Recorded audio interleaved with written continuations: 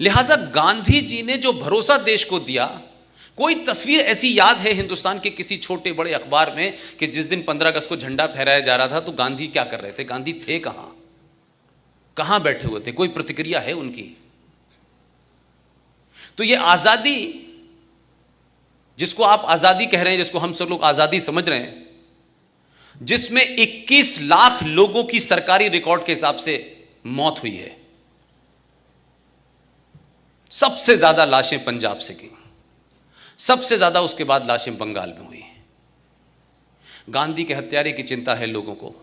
21 लाख लोगों का मर्डर हुआ, 21 लाख लोग मारे गए, उनका जिम्मेदार कौन है? उसकी भी कोई जिम्मेदारी लेगा कि नहीं लेगा? वो किसके खाते में जाएंगी भाई?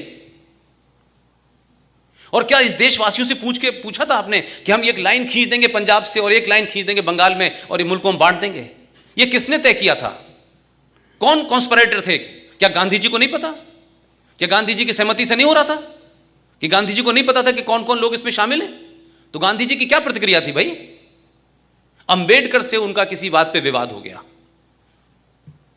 तो अंबेडकर जी के पास पहुंचे और कहा कि मैं आपकी बात से सहमत नहीं हूं, और धरने पे बैठ गए। तो अंबेडकर जी के शब्द हैं, उन्होंने कहा, गांधी जी, आपकी जरूरत इस देश को है, आप अनशन मत करिए, मेरी बात ठीक है, लेकिन क्योंकि आप देश के लिए जरूरी हैं इसलिए मैं आपकी बात की वजह से अपनी बात वापस ले रहा हूं।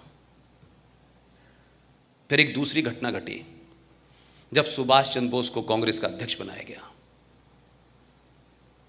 तब भी गांधी जी ने धरना दे दिया। मैं आज पूछता हूं 2019 में, गांधी जी जब जिन्ना अपनी जिद पे अड़ गया था कि पाकिस्तान को बांटेंगे, तो आप उसके सामने धरने पे क्यों नहीं बैठे थे?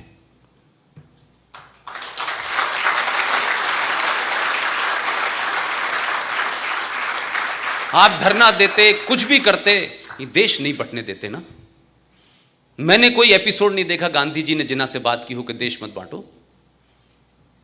तो जो आपने रवैया अंबेडकर के साथ किया, सुभाष के साथ किया, वो जिन्ना के सामने क्यों नहीं किया आपने?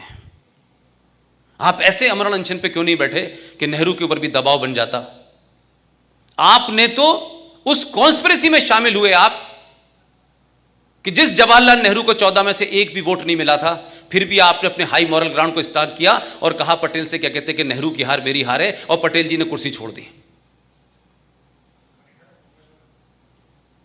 तो पहली ईवीएम हैकिंग तो आपने तब कर ली थी और ओपनली किया आपने।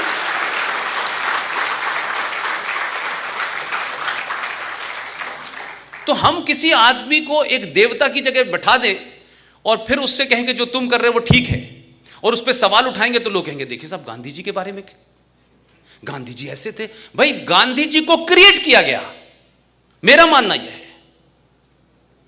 अंग्रेजों को कोई पागलपन का दौरा नहीं पड़ा था कि उनके अपना एक अंग्रेज जो कलेक्टर था उसने कहा कि मैं कांग्रेस पार्टी की नींव रखता हूं, A.O. ह्यूम, और तुम हमें मारना और हमें यहां से भगा देना।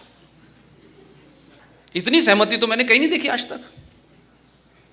और मैं कहूं कि पूरी कांग्रेस पार्टी का चरित्र देखें अगर आप, ठीक है कि उसमें बहुत सारे लोग गए, फिर वापस निकल आए, फिर अलग अलग जगह चले गए, लेकिन कांग्रेस पार्टी का पूरा जन्म और कांग्रेस पार्टी की अप्रोच में कुछ लोगों को आप देखें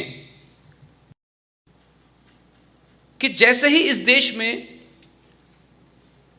गरम दल का जैसे ही वो आगे बढ़ता था, तत्काल गांधी जी अनशन, अहिंसा, हम ये नहीं करेंगे, हम वो नहीं करेंगे। जब भी मैंने देखा कि ये ताकतें आगे बढ़ी, गांधी जी खड़े हो गए बीच में आके।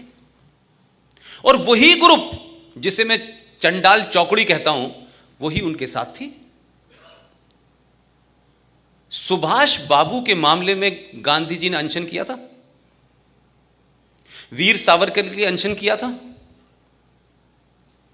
तो जो लोग दिल्ली में थे और दिल्ली में सुबह सुबह लिखते थे लेटर टू डॉटर मॉर्निंग, दोपहर में भी लिखते थे, शाम में भी लिखते थे। अंग्रेज पूछता था ब्रेकफास्ट में क्या लेंगे और फिर खाने में क्या खाएंगे। ऐसी जेल अल्लाह करे पूरे देश को दे दे। और एक आदमी हजारों लाखों लोग अंडमान से लेकर सब जगह थे, उनकी कहीं इस देश में जिक्र नहीं है। तो हम ये माने कि जो हमने नींव रखी है इस भारत की, ये एक बार ढह जाए तभी ठीक है।